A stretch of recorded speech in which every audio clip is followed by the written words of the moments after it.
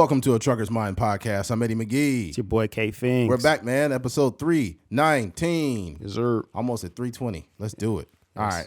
All right. Recently, there's been another hypothetical conversation that kind of went viral on TikTok.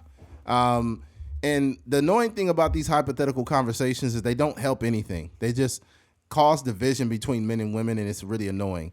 For example, it was many years ago, Andrew Tate had a conversation where he basically said, if I'm expected to protect my family and my household, if there's an intruder that comes in at 3 a.m. trying to break in the house, then I should be able to wake my girl out of her sleep and make me a cup of coffee. Remember that dumbass? Yeah, that's stupid. Yeah, it's like if you telling your girl to get up at 3 a.m. to make you a cup of coffee, you're just a dickhead. Yeah.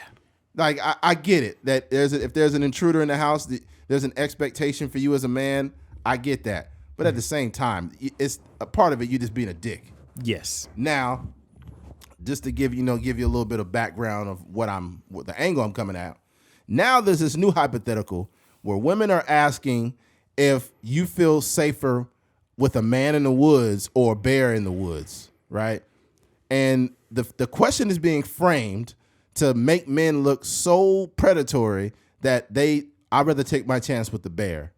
And I'm thinking to myself, like, this is ridiculous. Yeah. And it's ridiculous because this hypothetical is dangerous. I don't think any hypothetical question or example that makes women to look like gold diggers or baby killers or some shit like that.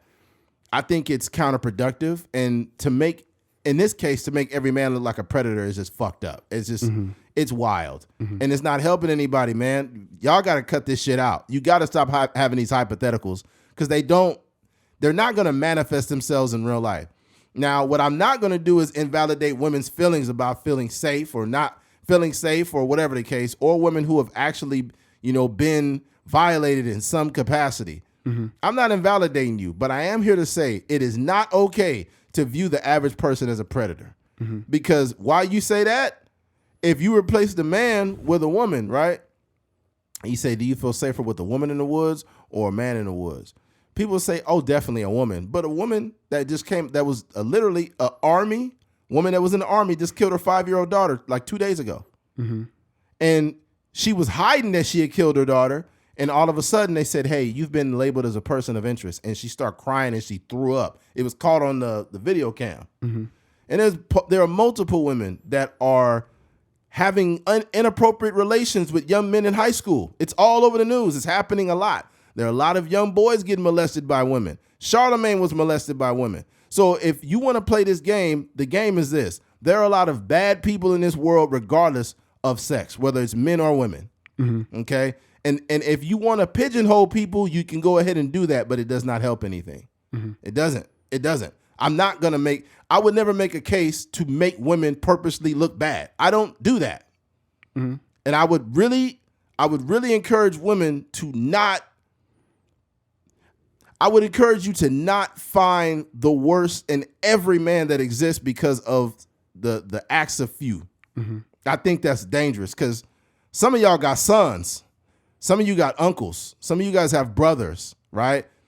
And one girl said, I don't see the big deal with me saying that men are trash because when I say men are trash, my brothers don't react to it. My dad doesn't react to it. So what's the big deal? You would only react to it if you're trash. And I'm thinking like, what kind of logic is that? What if I said, man, every woman is a bitch? What if I said that? How would that be received? It wouldn't be received very good, would it? I guess not. We need to have more respect for one another. Just the rampant disrespect of men and women needs to fucking stop. The generalizations needs to stop. Yeah, to me, this conversation is more about, for me, at least my version of speaking on this, is more about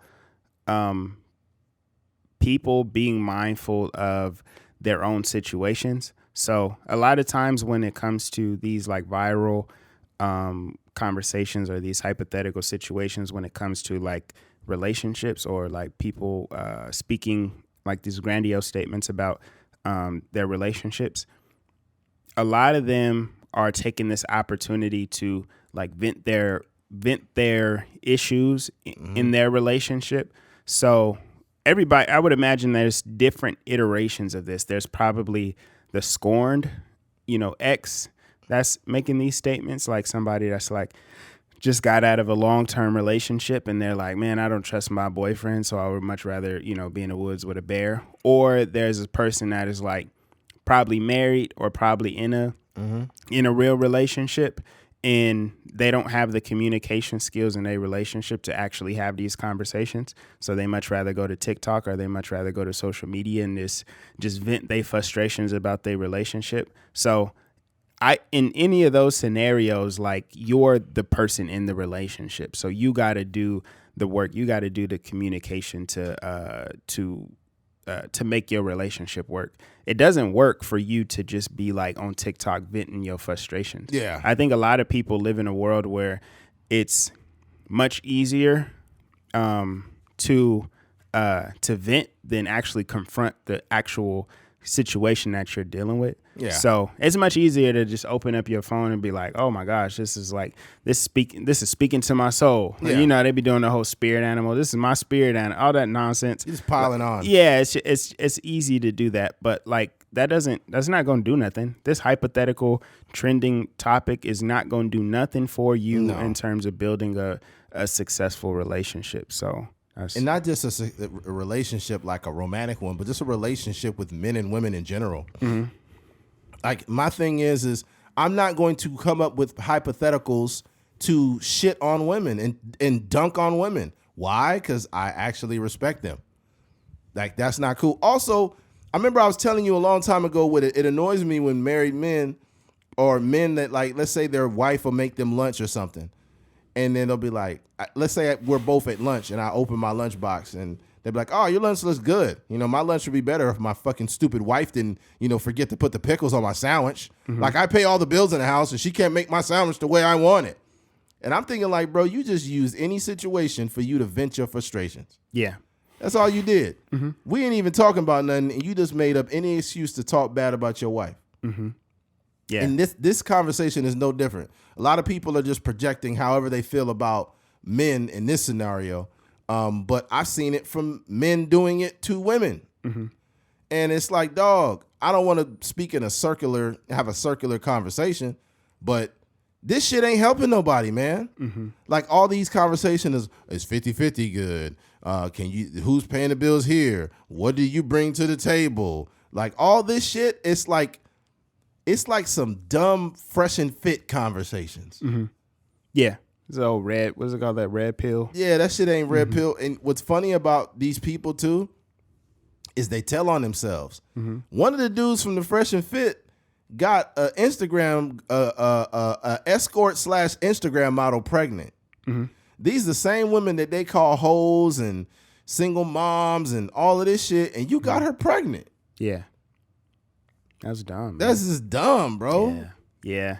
No, I think like you said, this is a situation where people, it says more about you. Like, I think if we really went back and we dissected all the people that are like jumping on the bandwagon, most of them are going to be the same type of person as the coworker you were talking about. Like, they're just waiting for that opportunity. Like, oh, I'm at lunch with Eddie, or I'm eating my sandwich right near Eddie. Like, let me just vent about my wife for no reason, even though she actually made me this sandwich. Yeah. And I would imagine in those situations, we're talking about the woods. Like, most people, I don't think that not every relationship is,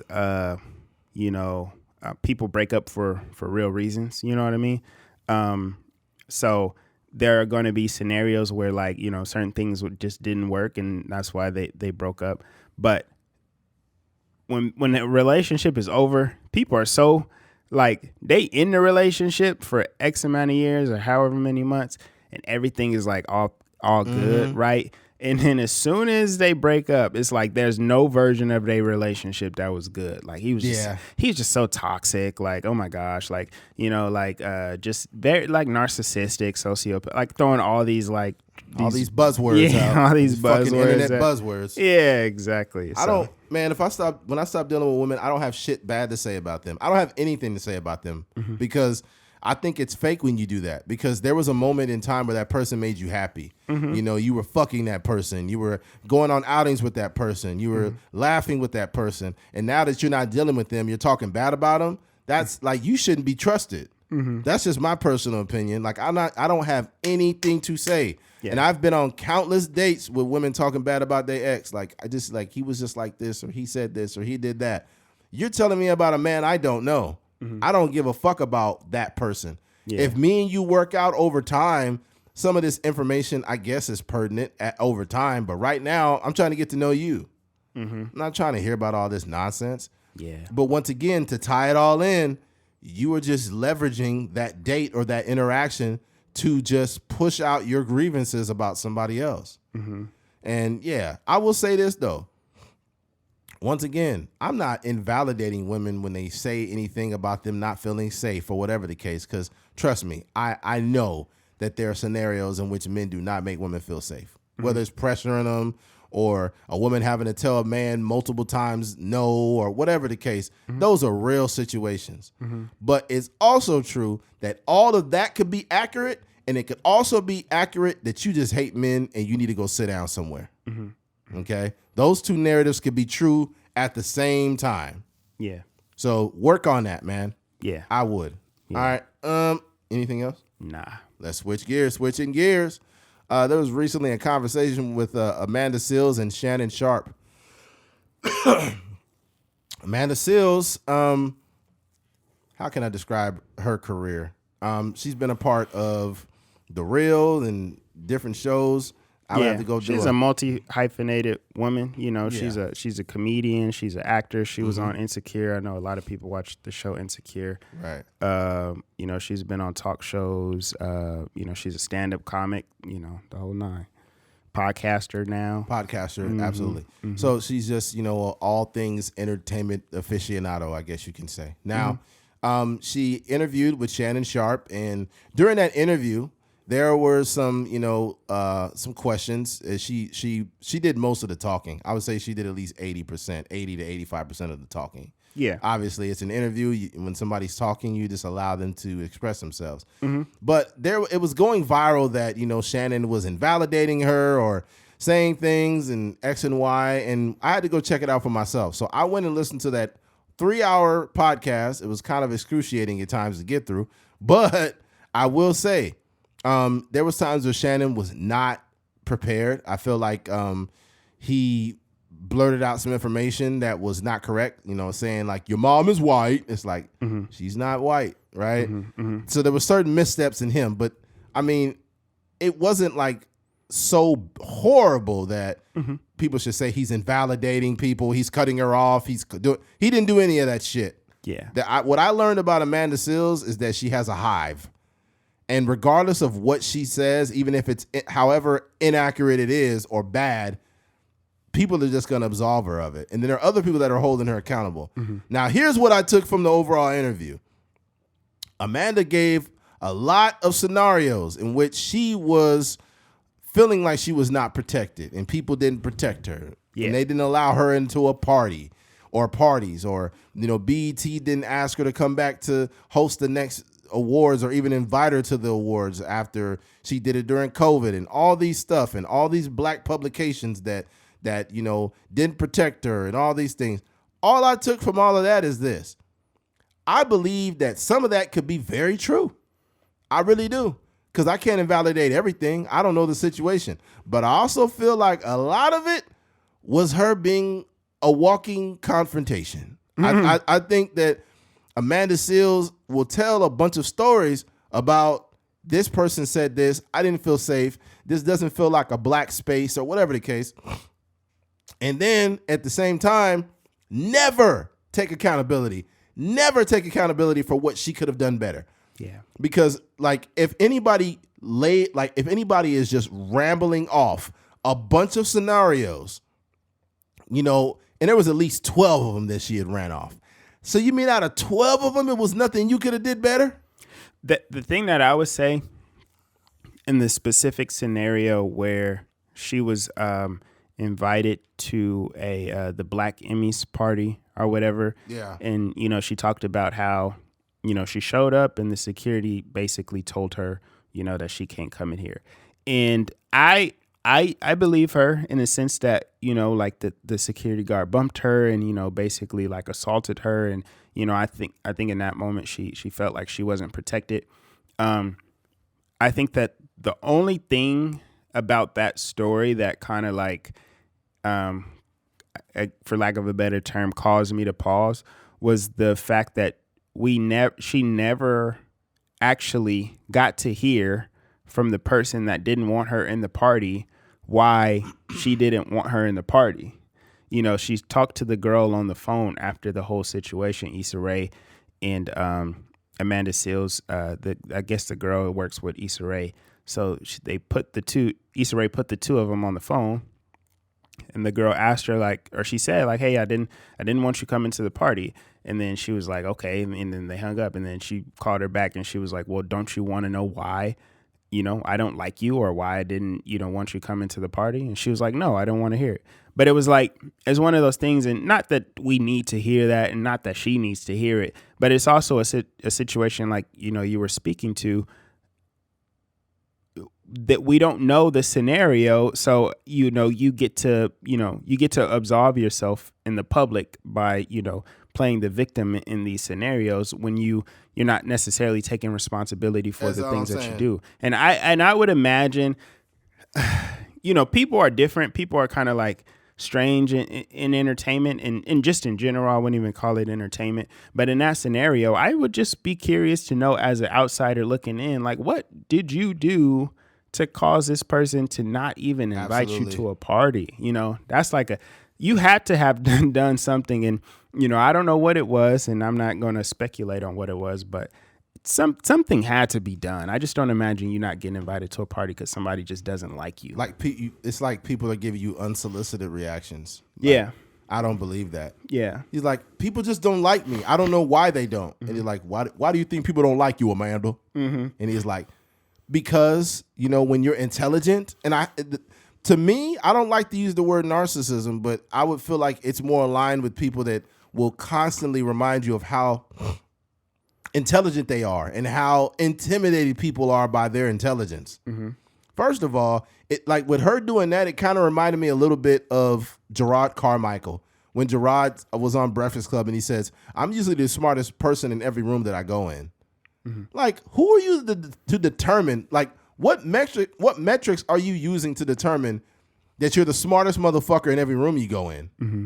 Besides an ego. That's very egocentric. Like to say that you're just that smart and that also that you're so intelligent that people are intimidated by it. Yeah. I mean, I think the conversation, but saying you're the smartest person, I think that is ego. And it's subjective also. Yeah, that's ego. But I would say like the more dangerous part is just like saying people are intimidated by you. Because it's one thing to praise yourself for being smart. It's another thing to speak to other people's emotions around you based off of you thinking that like they're intimidated by your intelligence. I just don't see a world where that's reductive. That's really the case. Yeah, I don't think that's. You've literally now you're operating. Whenever you say that people are intimidated by my intelligence, you've automatically started to reduce the people in that room. Yeah. So when you say that people are mad at you and they're doing this and that, whenever you behave in a reductive tone towards others, they're going to give you those responses. Mm-hmm. There was times in the interview where Shannon would say something, and he would ask a question, and one time he said, nope, wrong. Mm-hmm. That's not a good way of communicating with others. Mm-hmm.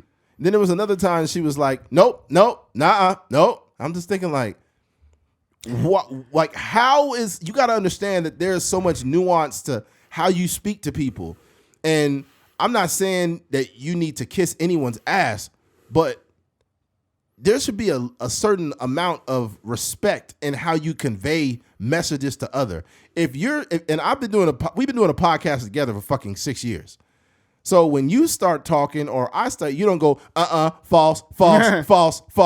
Mm-hmm. I've known you for God, how long? Yeah. I've also never said like, hey, I am a master at this subject. Right. And I'm an expert. I would just ask you to just listen to the things that I'm saying. That's crazy. You can't tell me first. Oh my God, that was a bad part. Yeah. She says, I am an expert in racism. And instead of pushing back, I ask that you listen. Mm-hmm. So basically what you're telling me is this. You're prepping me on how I should talk to you. You know what we call that? Manipulation. You're not going to manipulate me into fucking listening to you. If I have something that I feel that I want to ask, I'm going to ask it. Why? You're on my platform. It's called The Shay Shay Show, and you came here.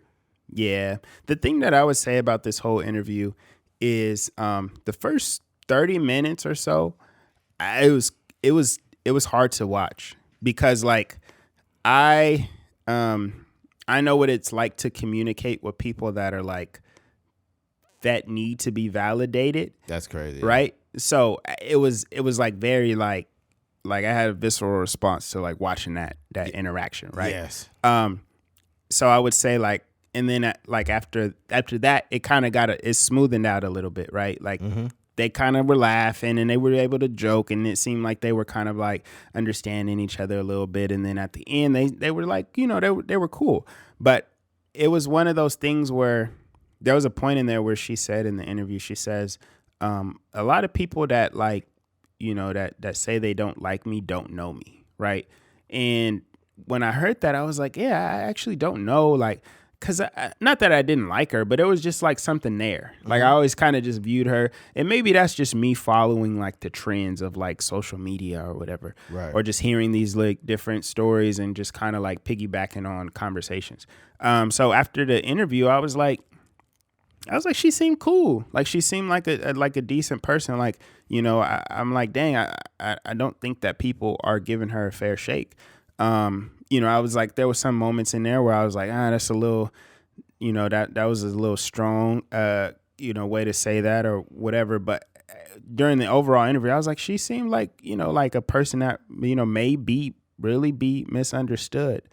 And then after the podcast was over, fucking live stream, you know, we see a couple things. You know, we see the post that she had on Instagram basically saying like, you know, she didn't feel protected in that space, or she didn't feel like it was a safe space, and she thought, you know, Shannon Sharpe treated her different than Cat Williams. He played in my face, end quote. Yeah, and you know, there was the conversation, and we'll get to probably in more depth, but the conversation around her diagnosis of being autistic, like it's just a blatant lie that we only see in retrospect. So it's just things like that which kind of made me go back, and my experience in real time was kind of altered because of the things that happened afterwards, which is unfortunate. Her not being clinically diagnosed as autistic and saying that she is irresponsible. Mm-hmm. And as a person that typically brags about her intellect and how smart she is, and she's an expert at this and that, I mean, you could have all the degrees in the world, but it doesn't mean you have common sense. Mm-hmm. Right? There are tons of very smart people that are actually stupid at the same time. I know a lot of them. Mm-hmm. So that was bad. Then you said he played in your face. How is he going to play in your face when you talk like 85% of the fucking interview? I think what happened with Shannon, the reason why the interview started to smooth out is because Shannon adjusted to the energy she was putting out. Mm-hmm. That's why it works. But there was a part of it where he did fuck up. He was not fully prepared. That's on him. But it's also true that the only way you can interview with a person like her is you just pretty much can't say shit. Just let her ramble. Just let her talk. And then when she gets tired from talking, throw a little question in there. let her talk again. A perfect interview with Amanda Seales is where you say nothing. You only say like, and how'd that make you feel? And then she talks for 20 minutes straight. And then when she's tired again, you'd be like, that's amazing that you made that transition. How'd that make you feel? Then she talks for another 30 fucking minutes. That when you give that interview, oh, they're gonna be like, oh, Shannon gave her a safe space. Oh, Shannon was so great. Shannon is an amazing interviewer. But what, I can't say anything during my own fucking interview? Yeah. The amount of people that claim that she was invalidated is insane. And I seen a couple comments here that really stood out. And let me see here. It says, you literally lied about being diagnosed with autism to justify your bad behavior. As a mother with an actual autistic child, I'm offended. And during Autism Awareness Month, too, bye. Right? Then there's another one. It says, how dare you use autism to explain your manipulative and narcissistic behavior? I have 2 sons on the spectrum, and you cannot self-diagnose. Many symptoms of autism cross over mental health disorders. Lastly, use your darn insurance for a diagnosis and stop lying, claiming it costs $10K. The truth is you don't want the real diagnosis because you will find out you don't have it. Narcissistic people can't stand to find out the truth and prefer to live in their own self-delusion. Mm-hmm. And here's the thing. The only thing I'll push back on with those two is when you use the word narcissist, because that also has to be diagnosed. Mm-hmm. Yeah. So 100%. I can't call you a narcissist, but what I can call you is self-absorbed. For sure. Yeah. What I can call you is egotistical or egocentric, mm-hmm. right? Mm-hmm. And see how I'm responsible with words and I'm not on mainstream media. Yeah, you're not using all the buzzwords. No, I'm not using the buzzwords. Mm-hmm. Yeah, I think that when it comes to, I would say this about autism. Mm-hmm. Like I've had, experiences where I'm working with kids that are autistic, whether I'm, certain family members and things like that are autistic. And it is truly a spectrum, right? There's severe versions where there's, one of my friend's cousins he's an adult now, but he can't really, live on his own. Like he can't go and get a regular job or what, he needs essentially to be, monitored for, the rest of his life. And there are other, I have one of my friends, shout out to Grant. He's I think they changed the name, but at the time it's called Asperger's, where, he has different social, things that are difficult for him to deal with in terms of his experience being autistic.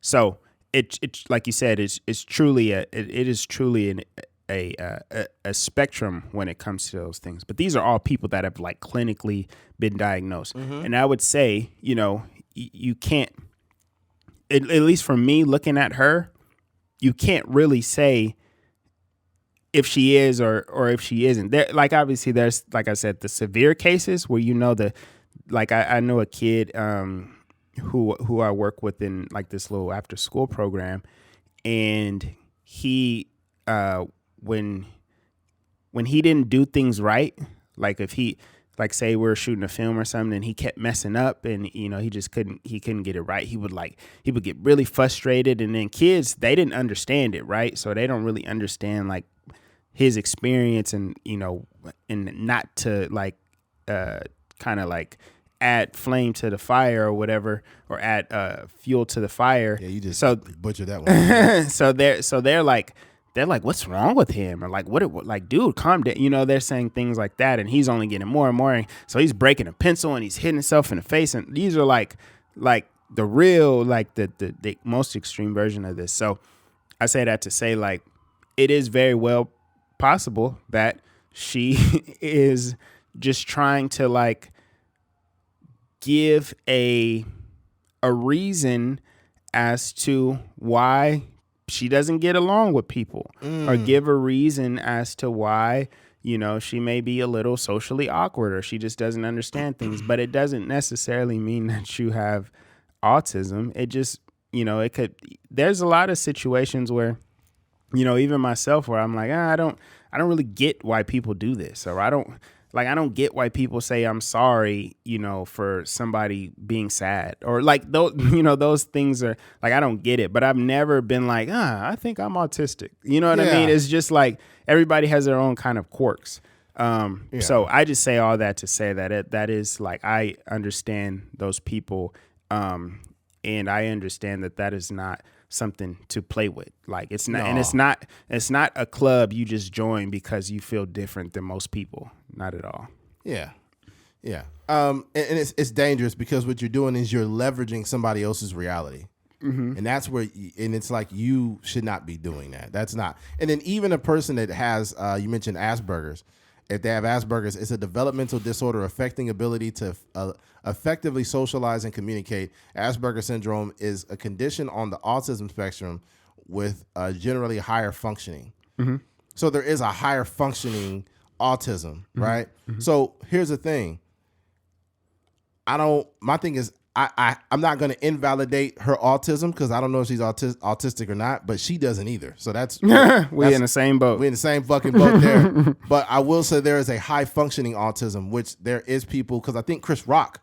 He did say that. Yeah, he found out he was on the spectrum, right? I would say a person that I think has Asperger's and is probably hasn't been diagnosed is Kanye West.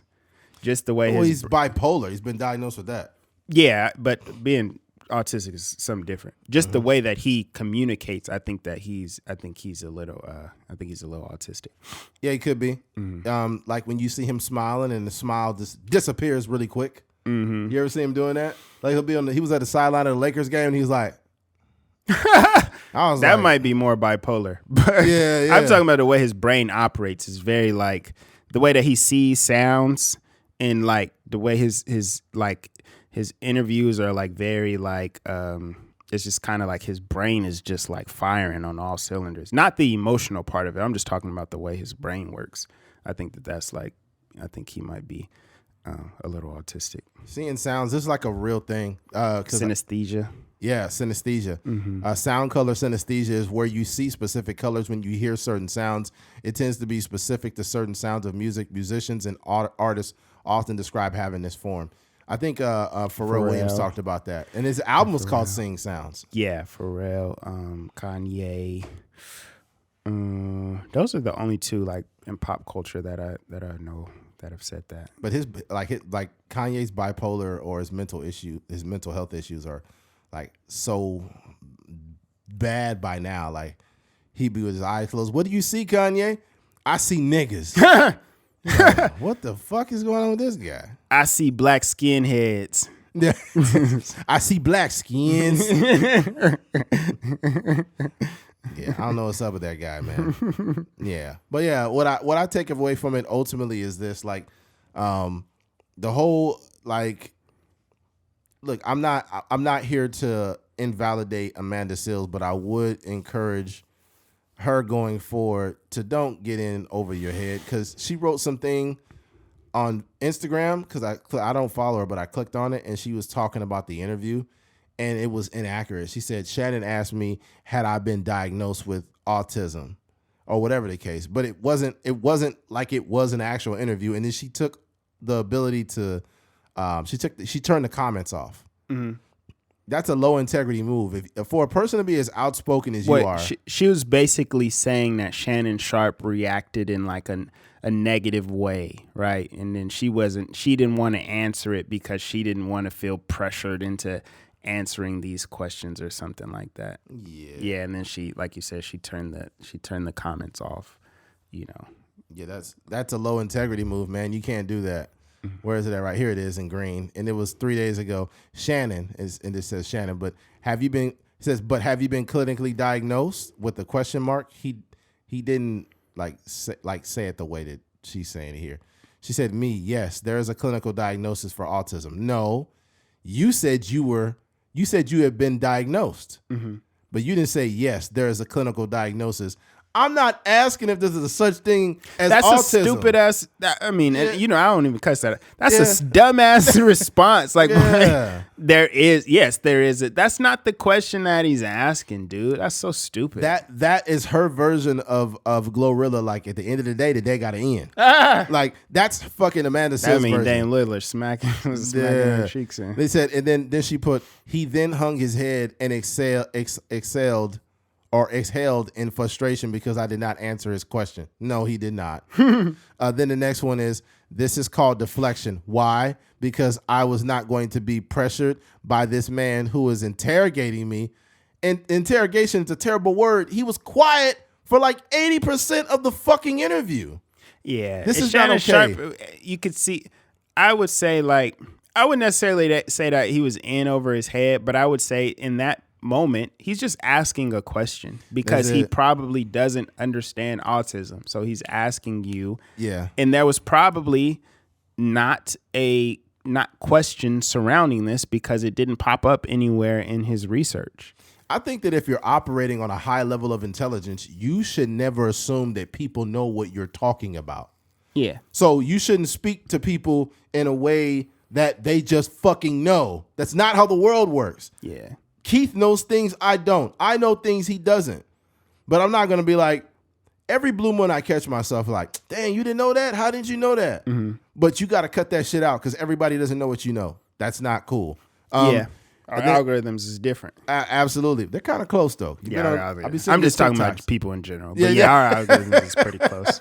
You'll send me some shit that I just seen fucking 30 minutes prior. Yeah, for sure. I'll be like, what is going on? Yeah. This man was interrogating me with absolutely zero love for me into proving something to him that, proving to him, what the hell? Interrogating me with absolutely zero love for me into proving something to him that by his line of questioning, he had already committed to undermining. I understand my response may be confusing to some, but I am clarifying it as I did in my live, and that is enough. I think that that's the part. The Joe Budden said this on his podcast.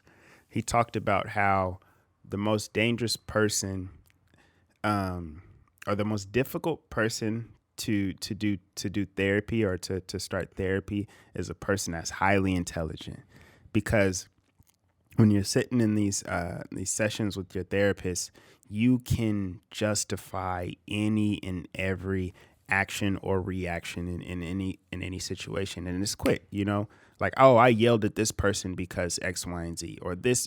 And then what happens when very intelligent people get into therapy is they not actually like learn about themselves, but they learn like more so definitions and behaviors.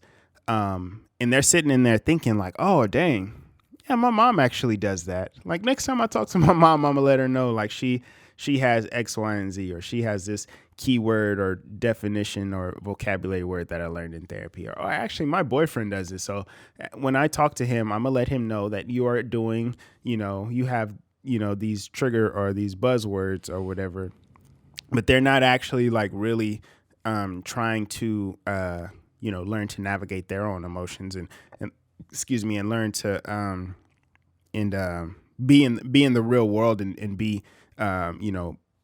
be in social settings without just causing an uproar. So yeah. I just think that, the difficult part for her, and this is me like being like empathetic to her experience, is I think that I think that she's too smart for her own good, and not in a way where I think like she's just like Einstein.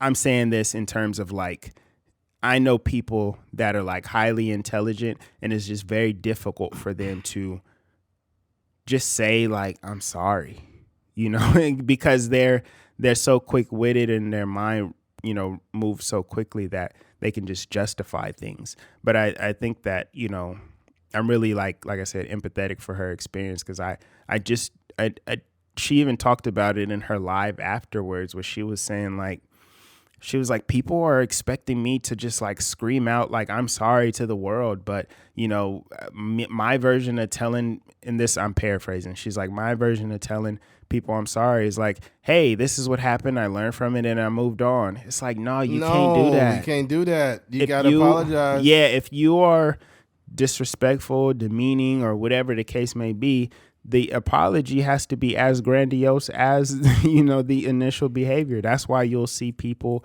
certain people that have like public platforms, they'll open up their phone, they'll go on live, they'll go on the Breakfast Club and say like, hey, this happened. I'm sorry that this happened. I was moving incorrectly. Even J. Cole didn't tweet out, I'm sorry. J. Cole did it in front of 70,000 people at his festival. So that's the version of, that's a very mature version of an apology. Absolutely. So, yeah. Yeah. But yeah, I don't have a whole lot extra on Amanda Seales. Mm-hmm. I don't have anything. What I will say is this though. She said that like it bothers her that people consider her unlikable, right? And she mentioned that. Like he's like, I don't get how I'm unlikable. But then you turn around and lean into it and create a tour called the Unlikable Tour. Yeah. People, Yeah. I think that at this point in her career, that unlikability has garnered her like a cult following. Absolutely. And I think she's just okay with that. And I think she's gonna lean into the kind of niche audience and just kind of. What I will say is this: for her to be unlikable, she got 2.2 million followers, so she's definitely got people to like her, for one. And two, she has a hive. Mm-hmm. So even when she says something that's inaccurate or wrong, like my thing is I'm a huge fan of like Joe Rogan and other platforms, but when they say or do something incorrect or inaccurate, I'm like, nah, that's not correct. Mm-hmm. I'm an objective person. She doesn't seem that way. Mm-hmm. Also, she kind of indirectly gave the Breakfast Club some shit for having Candace Owens on. Mm-hmm. And I disagree with that because I feel like there needs to be platforms where everybody is talking. To talk about someone and not talk to them is different. Now, I'm not a fan of Candace Owens. She said some things that I thought was highly like just disrespectful and fucked up. Mm-hmm. But it's also true that she said some shit I definitely agree with. Mm-hmm. Okay? Breakfast Club gave her a platform and she was basically stated that she didn't like that. I wouldn't even use that term, like gave her a platform, because it almost alludes to this idea that they're like promoting what she's like. They're not promoting it. They're just it's a conversation. They interviewed her, just like anybody else that whether it's a Democratic person running for president, whether it's Hillary Clinton, like they just give people an opportunity to have a conversation. We need to cross platform. Like there needs to be conversation. Amanda Seales needs to go on Fox News, and fucking Candace needs to go on CNN or Breakfast Club or MSNBC. Like fucking Tucker Carlson needs to be on the Breakfast Club. Like we need to see everyone talking. We need dialogue. Because the same people that are like, oh, you shouldn't give Tucker Carlson a platformer. You shouldn't give Amanda Seales, you shouldn't be talking on Fox News. Like, these same people talk about each other. Why not have them go on each other? Yeah, I thought the interview with Candace Owens was a good interview on the Breakfast Club. Objectively. Yeah. Even the one on the Rush Limbaugh one that popped up, not a fan of Rush Limbaugh. Rush, I wish they would have been better prepared for him. But he ate their ass up. But you got to think, this is what I think. I would say, I think in the next 20 years or so, we're going to be old and gray by then. Mm-hmm. I think that there's going to be a vast shift of black people moving more conservative. It's happening right now. Yeah, and I think that, you don't have to agree. Nobody agrees 100% with any party. Fuck no. People are literally just voting their interests. So that's why I hate when, like, if there was, this is what you won't get from me. I'm not calling no black person that vote Republican a coon or Uncle Tom or none of that. Nope. Because at the end of the day, like, we're just voting for our interests. If you a wealthy black man and you don't want to pay no taxes and that's all you literally care about, and you just, you decide to vote for the Republican president, then cool. If you're a Democrat and you think like you live in a space in America where you lower class and, you need big government and you need some assistance and you wish there was more, development stuff in your community and that's what your voting interest is, and cool. Like, it's just like people be overthinking it. And I used to say this like completely shifted the way I thought about politics. Yeah. Is when I seen Barack Obama and Michelle shaking hands and hugging each other and laughing, I'm like, dog, we are out here at war. We on the front lines. I'm arguing with people on freaking Facebook and Twitter and stuff like that, and they chummying it up over here. Mm-hmm. So that's how you realize it's just like, it's all a game to them. It's a big game. Yeah. And as long as there's divisiveness, then that's where the issue is. But like, black people are not monolithic. So when I see black conservatives now, I pay attention to them, and if they're like, if they're sensible and it's based on like politics only, cool. But if they those like fake patriotic, extremely far right wing black people, self-hating, it's like, shut the fuck up. Yeah. Like, shut up. It gotta make sense. Like, absolutely. numbers wise. You know what I mean? Yeah. Like, you know, when it comes to logistics, not Absolutely. like, because there's a version of those people that is like, yeah, Trump all day, Trump 2024, like it, and they just like they don't really like their own community, and that's the They're stuff looking for any reason to say something bad about somebody black, like anything, like out of nowhere. Yeah, that don't fly with me. Fucking, who was it recently? Oh man, like recently, this whole thing with Biden, man, like this bill he got that's got did they go in and out? Weird. You heard that? Yeah, I don't know what that was about. yeah. But you probably running out of space, man. No, I'm good. You good? Yeah. I don't know. You got it plugged into the outlet back there? No, it's not plugged in. Oh shit. I don't know, man. Probably too much porn. Well, like the TikTok ban is on there, and then the aid to Ukraine.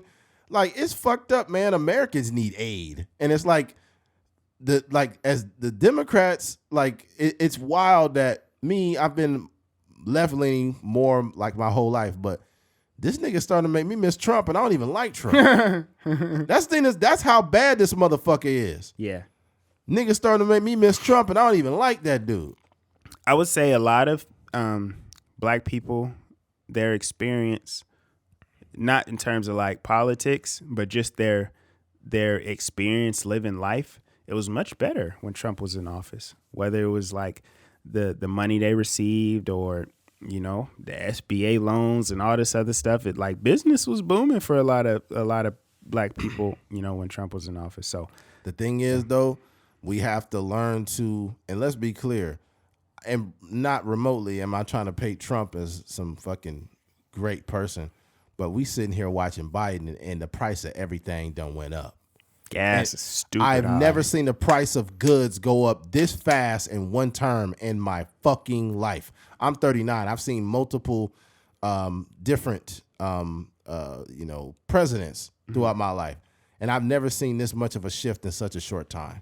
Yeah. It's insane. What was we were talking about Little Caesars Pizza, and there's a big billboard on Oak, and we were just like, dog, every time I drive by the billboard, the freaking price of the large pizza go up. Yeah. It was only a couple years ago that it was $5. When I was in college, it was $5, right? I graduated college in 2017. When I was in college, it was $5. What is that? It will be 7 years later.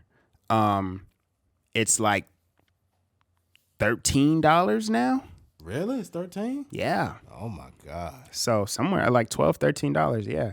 So it go up $1, dang near $1 a year. I remember I was paying for a carton of egg whites. I think it was like for one carton of egg whites, like a large one. I think it was like $3. I think it was like $2.99. Mm-hmm. And then I went back probably just only maybe 2 years later, and that motherfucker was almost $8. Yeah. And I'm like, bro, this crazy. is insane. It's crazy, man. It's low key starting to turn into Erewhon's. I posted something on my story last night. This is a store called Erewhon in Los Angeles with super fucking high prices. Mm-hmm. They was selling a bag of ice, like these ice balls that you use for whiskey, right? Yeah, I've seen those. Nigga, that bag of ice was $31. That's crazy.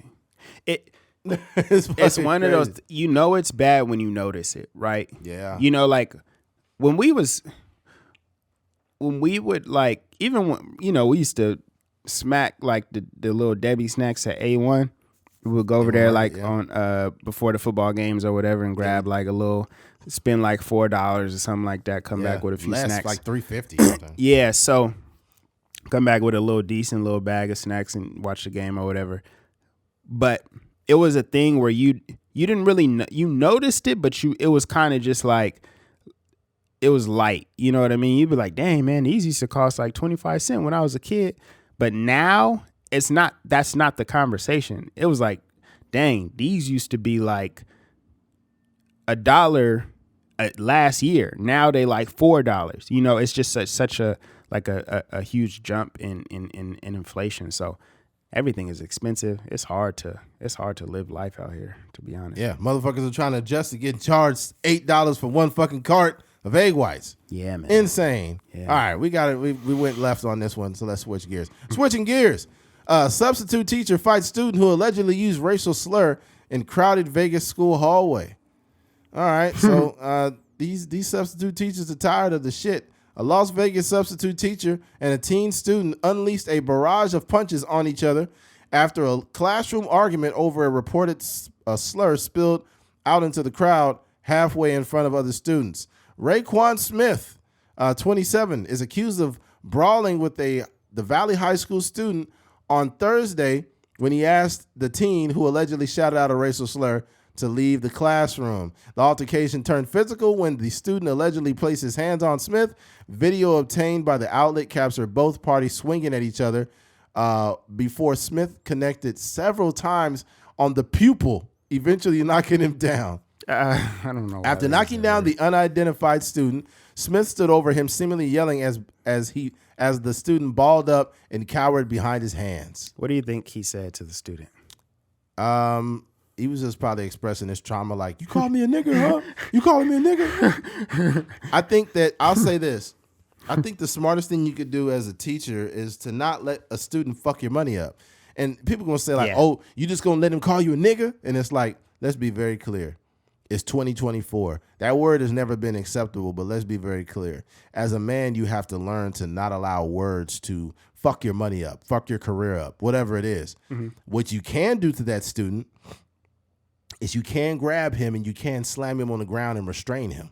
Mm-hmm. So instead of throwing actual punches that can get me in legal trouble and give me a criminal record, I'm not going to do that. Instead, I'm going to grab your kid that's calling me a nigger, and I'm going to grab him by his shirt, and I'm going to pick him up, and I'm going to slam the fuck out of his bitch ass, and it will demoralize him from even saying a word.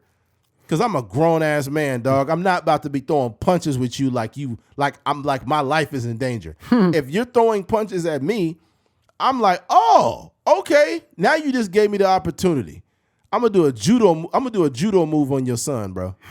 I'm a hip toss your son right into the motherfucking wall, and then I'm gonna put all my body weight on him, and I'm gonna choke him, not like choke his neck, but I'm gonna choke him and squeeze him and tell him, hey, stop resisting, and then that'll be caught on tape, and I'll be able, one, to keep my job, and two, send your kid home with maybe a bruised ego. Mm-hmm. Okay? Mm-hmm. But you can't do this shit, man. You cannot do this. Yeah. You know, and I get some of these kids are fucking dickheads. A lot of these kids come from, troubled homes. Any child that thinks, and that was a big black man too. That wasn't no small. Yeah, he's a lot bigger than the other guy. Yeah, so any kid that is doing that knows that he's hiding behind the fact that he's an adult. He's not going to do anything. Yeah, for sure. I think a lot of kids think like that. Yeah, let me be cool. Let me say something fucked up. Let me call him a nigger. He's not going to do anything. Mm-hmm. And it's like, okay, try it, bro. You going to try the wrong teacher, bro. It's teachers. It was one teacher that he told this young boy, he said, you a bitch. And the teacher said, oh, I'm a bitch, huh? All right. If I'm a bitch, then slap me like a bitch. Yeah. It was a recent video. Yeah, I seen that. He said, if I'm a bitch, slap me like a bitch. And the kid went, He ran over there and he didn't do shit. Yeah. This is what I would say about it as a person that like works in education. And I have filled out the application to be a teacher. When you fill out the application, and this is just my experience being here in Bakersfield, when you fill out that application, it says on there in many different iterations, have you ever been, suspended from being a teacher? Have you ever got your credential revoked? Have you ever been convicted of any sort of assault? They're these very specific. These questions, very specific. All these questions to make sure you're okay to work around kids, whether it's like a sexuality thing or just like a physical altercation type of thing. And there's a laundry list of these things. And if you answer yes to any of them, you are not getting the job. So unfortunately for this person, what I know is, for many substitutes, they're working as a substitute so they can get hired on, permanently. He was 27. He seemed like, he's a black man. Obviously, to be a substitute teacher, you have to have some form of education. So it seemed to me like he probably was, doing, he's probably trying to become a full-time teacher, which is, a great career, obviously, in terms of, you get summers off and, you get decent pay and, you get, most teachers get off at like 3:00 and, you get a decent life, you get weekends off and everything like that. Right. So for him, he, with a few jabs and a few right straights and a couple hooks, he literally just ruined his life, and I'm in 100% agreement with you when it comes to being like, you have to be above the noise in a sense. Like your emotional intelligence has to supersede like any 15-year-old kid or 16-year-old kid. Like that's just bar none. And they try to paint it in a way where it's like basically saying substitutes don't have the same amount of training as regular teachers. It's like, it ain't that deep. It's like this dude just made a dumb mistake. It ain't no training in the world that was going to help him in that situation. Not to say that, he didn't do, I'm not going to say what he did is right or wrong. I'm just going to say he messed up the bag, like you said. Oh, yeah. Because like I said, it could potentially pay dividends, to be a teacher. Now he's going to have to figure out something in a completely different field. And that's going to follow him because he's, he got arrested after the situation and it looked like he got bailed out. And he's fighting a real battle, as if it was like four or five different charges of like battery and, assaulting a kid, and it's in a public school, and it's a bunch of charges that they tacked on there. So yeah, it could get ugly for him, in the coming months. Man, this is why, one of the main reasons why, like, being school security is something I couldn't do, because some of these kids will try you. Mm-hmm. Some of the motherfuckers will try you, man. I remember back in the day, we had a school security, a dude named Steve. Mm-hmm. He's been there. I think he might still be working there. Mm-hmm. But he was working in Bakersfield High School. He's notoriously known for not giving kids an inch. Like, if he think you was ditching, he would stop you. He was like a real life cop, but he would be a good person to interview. Steve, oh shit. He got stories. Oh shit. I need to line that up. I need to line that shit up. That's, if you could find him somewhere. I'm about to hit homegirl up that worked there. Yeah. I'm gonna hit up Carla and see if she could get a hold of Steve. That'd be fire. That'd be a motherfucking, because it's a historical thing. Like, that'd be Bakersfield viral. That would be Bakersfield viral to get Steve. That would be. We're talking about thousands of kids that have experienced Steve. Your generation, before my your generation, before then, my generation, and obviously the kids that are walking. Yeah. That'd be viral. I need to fucking talk to that guy. Damn, that was a gem. Now, you guys probably, a lot of you guys that are not from Bakersfield, you probably don't know who this is. You might not give a shit, but you will care after we get it. Like, everybody got that relatable campus security. Oh my God. Yeah. Yeah. And I'm sure he has a lot of stories. That's somebody to fucking talk to. Like you were saying, I didn't see it firsthand, but I knew this dude named Lil Dave. He actually knocked Steve out. Like, he got into a fight and he knocked Steve out. He punched him out? Yeah. Oh my God. Yeah. Steve, we used to like be cracking jokes saying like, oh, Steve ain't human, or they used to call Steve the robot from Terminator, like the one that was a cop. Yeah. Because he didn't take no shit. But then when you get older, you respect Steve more because you realize that he took it serious protecting the kids. For sure, yeah. And you realize, this is me, like, kind of working with kids and stuff. The person that they say is mean, like, you'll hear that a lot. Like, man, that teacher is mean. And like, I've heard that about certain staff.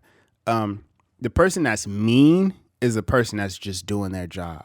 That's it. And a lot of times, like, and like you said, they care.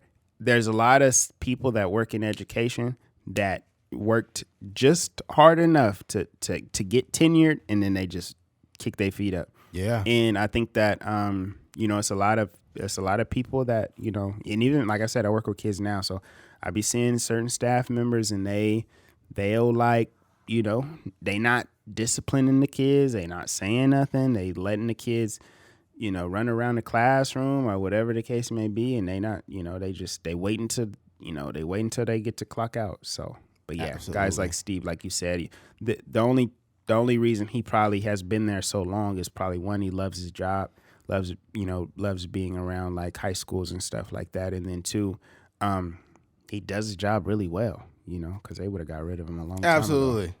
Yeah, Steve was he was kind of a pest at times, but yeah, you learn to appreciate him because that's somebody you will want to be around your kid. To make sure they're safe, especially in today's world. But go ahead.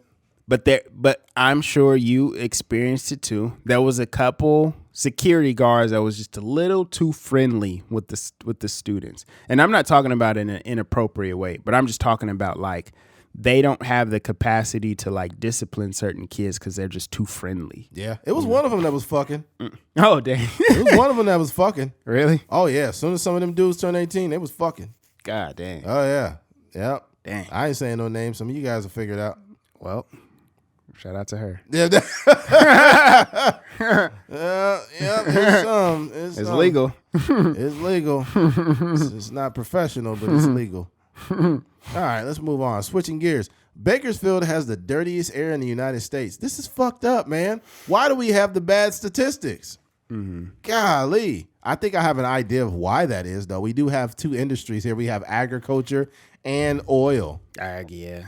So it's like the thing about it is Bakersfield is closer to being like Texas than like, San Diego or LA or something. All right. No matter where you live in the U.S., it's probably important for to you that air you breathe is clean and safe. But it's not as simple as looking up in the sky and seeing clean air. So how can you really know? That's where the American Lung Association comes in. The organization releases an annual State of the Air report showcasing the country's cleanest and most polluted cities based on year-round particle pollution in the air. According to the American Lung Association, particle pollution is a mixture of tiny bits of solids and liquids in the air we breathe. Generally, it can come from factories, power plants, and diesel and gasoline-powered vehicles. It can also come from wildfires, wood stoves, or fireplaces. Most particles are too small to be visible, but when pollution levels are high enough, they can make the air appear thick and hazy. Exposure to high levels of these particles can result in illness, hospitalization, and premature death. God damn, they're killing us, Bakersfield. The American Lung Association states that these particles are responsible for nearly 48,000 premature deaths in the United States every year. And then there's going to show the report here. Let me go down. Bakersfield is number 1. Visalia is number 2. Fresno, number 3. Eugene, Springfield, Oregon, number 4. San Jose, San Francisco, 5. Los Angeles is 6. How the fuck did we beat Los Angeles? 7 is Sacramento. 8, Medford, Grants, Oregon. Phoenix, Arizona is 9. And 10 is Fairbanks, Arkansas. How the fuck are we number 1? Yeah. I'm curious to know, like, because a lot of those cities are in the Central Valley. Right. I'm curious to know if that, the way that, it kind of like slopes into the valley, if that like plays a role in, in that. Because LA is overpopulated, It has way more people in LA. Yeah. The traffic is jammed all day. It's a lot of idle cars just sitting around. So yeah, that's what I would want to know, if the way how we're centrally located, if that has an effect. All I got to say is, we are the champions, my friends. Another year being number 1.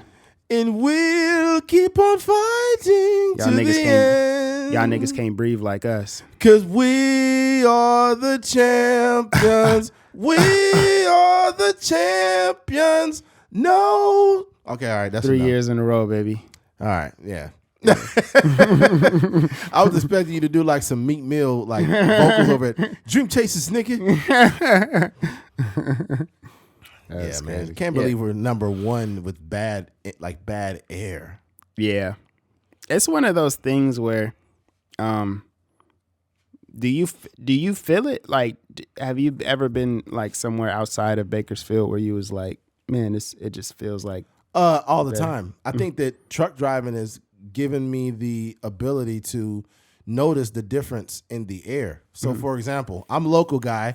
I'm home every night after my shift. However, there's every blue moon I do a layover. When I go way up north, I'll go to like Chico. And Chico, the air is not all that great, but it's near Sacramento, so it's a little muggy. Especially when when there's like a fire in Oregon, that shit comes all the way into Chico. Mm-hmm. It's nasty, and the sky is all red and black. Mm-hmm. But the most beautiful, cleanest, freshest air to me, San Diego by far. Mm-hmm. Surrounded by all that fucking ocean. Water and stuff. Yeah. Oh my God, it's so beautiful. Mm-hmm. I think when I go on my vacation, I might just go out to San Diego for a few days. There is, I would say, certain cities that are more mindful of, I would more so say like cars. So for example, it's like San Luis Obispo, certain cities like that, they don't have a lot of drive-throughs. And they do that partly because they know how much carbon emissions like idling cars, let off. So it's like you got to park your car, turn your car off, get out, go into the store, the restaurant, or whatever, and then you get your stuff in and you leave. Versus like sitting in a drive-through where you just letting out all that all that nonsense. So I think that plays a big role, but that's how the city is built and designed. So it's kind of, we're a very red town. So I just don't imagine like that's going to happen unless it's just like forced upon us by the Bakersfield government. is the most red city. It's the most conservative city in all of California. Mm-hmm. But you have to understand why it's like highly conservative here. Like it's super conservative because we supply most of this country with ag, like with fruits and vegetables. It comes from fucking right here. Mm-hmm. So ag and oil and truck driving is another big one too. Mm-hmm. What's crazy is I go out to Long Beach sometimes. Well, I go out there a lot now, but I go out to Long Beach to deliver, gas oil, right? Mm-hmm. And I'll be talking to some of the drivers, and I'll be like, "Oh, where you from? Oh, Bakersfield. Where you from? Oh, Bakersfield. Where you from? Oh, Bakersfield." It's a gang of us over there, bro. Yeah. It's a gang of Bakersfield drivers that go out there. Yeah. And I was like, which one of you guys are not fucking from Bakersfield? He's like, oh, man, I'm from Long Beach. And it's one dude. Yeah. I'm like, this is insane. That's crazy. So, yeah, you could blame me for polluting this motherfucker because I'm one of the worst ones. I'm driving a rig every day. Yeah. I'm smoking y'all out. Yeah. They move into more electric vehicles, so we're going to see how this plays out. I don't know if I trust those, though. I'm not trying to be broke down with a big-ass Duracell battery on my fucking... Yeah. Can't charge that motherfucker up. Yeah, you're just going to have to get towed somewhere to a charging station. I don't expect you to say anything because you actually work for a company that does that. So. Oh, yeah. It's just a job. Yeah. I'm not invested in Tesla or nothing like that. I'm not working for Elon Musk or nothing. I was having a conversation with somebody about Tesla, and I was like, bro, Tesla is not a good car to have when you get an emergency situation. Because imagine you're plugged up, you're charging, and somebody tries to rob you. You can't drive away. Yeah. Because as long as that charge port is in the car, it disables the car from moving. Mm-hmm. So that if they come up to the window like, give me your fucking money right now. Yeah. You can be like. Yeah, you just be sitting there. You going to get on there like, Elon, help. Help, Elon. It'd be a robot pop up, just give him the money. Oh, fuck. Can't get out of this one. All right, let's switch gears and wrap this shit up, man. Olu Fashanu's girlfriend had a trouble embracing him after Jets picked in 2024 NFL draft. Now, there's a lot of guys that were in NFL draft. Obviously, the NFL draft just took place. And some of these black guys had white girlfriends, which is not a big deal. And I nobody gets more shit for dating outside their race than black men. Nobody. Yeah. Right? Nobody gets more shit than black men. But he African, too. He African. So he had Wakanda behind him. And he's got this white girl sitting on the couch. Yeah. And the thing about it is it's funny because in this case, they announce where he goes, the team, and then his mom hugs him and his dad hugs him, and he's like, being embraced by his family. But it seems like his girlfriend is trying to find a way to she's just trying to be in the moment with him, to let him know that she's there. And he kind of almost turned his back to her. And it was kind of fucked up, believe it or not. Mm-hmm. I think this, though. Some people might say, it's not her moment. It's for the family and him. I get that. But if you're dealing with a woman and she's important enough to be at that moment with you, then treat her like she's important at least. I don't think that's right to just ignore her like that. Felt kind of bad for her, right? But at the same time, she learned her lesson today. And her lesson is, you're not as important as you think. Oh, dang. You're not as important. He showed you who you were. If anybody gets around somebody else or in a different situation and they start acting different, that's your sign that you're not as important as you think. Fellas, if you're dealing with a woman and you get around her family and she's acting different, that's enough right there. There should be some level of consistency. But yeah, I'm not a big fan of the slander of these guys that got a white girlfriend. Here's why. NFL is the top 1%. It's what percentage of people make it to the NFL? Is it even a percentage? 1%? It's kind of hard to say because, it depends on what you're calculating. But I would say it's far lower than 1%. It's probably point something. Point whatever, right? Something percent. So yeah. When we say what's up with all these black guys having white girlfriends, you're talking about less than 1% of black men that happen to have, and there's plenty of black dudes that are dating black women, right? But when a black dude is with a white girl, oh my God, you're not going to hear the end of that shit. And it's what's up with all these? And then we get grouped in to all these black dudes. That guy's in the NFL. He's a millionaire. I'm a regular black dude. That's not cool. And don't get me wrong, I like all women. But if I happen to have a white girl, I'm going to get chastised for it. Yeah, for sure. That's going to be only when you're popular, or you said, you athlete, you millionaire, you got some sort of status. Nah, nigga, if you a regular black dude and you got a white girl, they're going to be you couldn't find no black woman? Yeah, I'm just talking about in a mass sense. Yeah, you got he going to have people in his comments. He going to people on Twitter, social media, probably fans at the football games. I don't know. Yeah, I kind of don't like the conversation around it because, like you said, nobody else gets that type of slander when it comes to dating outside of their race. Yeah, because I think every family does. Obviously, certain, Hispanic women, Indian. if they bring in home a black man, there's a conversation. But I just think publicly, in a mass sense, it's always a conversation with black people. But I would say when I seen the video, it was only a minute and some change. So I didn't really see anything that was that heinous. It did seem like she was just kind of itching to be part of the celebration. Yeah. But I think for the most part, he was celebrating with himself. He kind of stood up and he just kind of screamed, and then his mom was kind of embracing him, but he just kind of did his thing. But yeah, it did look like she was just kind of an outcast. Somebody said his mom was in pass protection. Yeah, just blocking him. She was fast. Yeah, I was oh man. Yeah, she did look kind of wild, and hopefully they were able to embrace each other afterwards. But yeah, it looked a little a little crazy. Remember when CD Lamb took that phone away? During the draft, CD Lamb, he was sitting there. I guess he had two phones, and then his girl reached over to grab his phone, and he snatched it from her. Oh no, I don't remember. Oh bro, bro, CD Lamb's draft day was fucking hilarious. Let me see if I can find it. CD Lamb.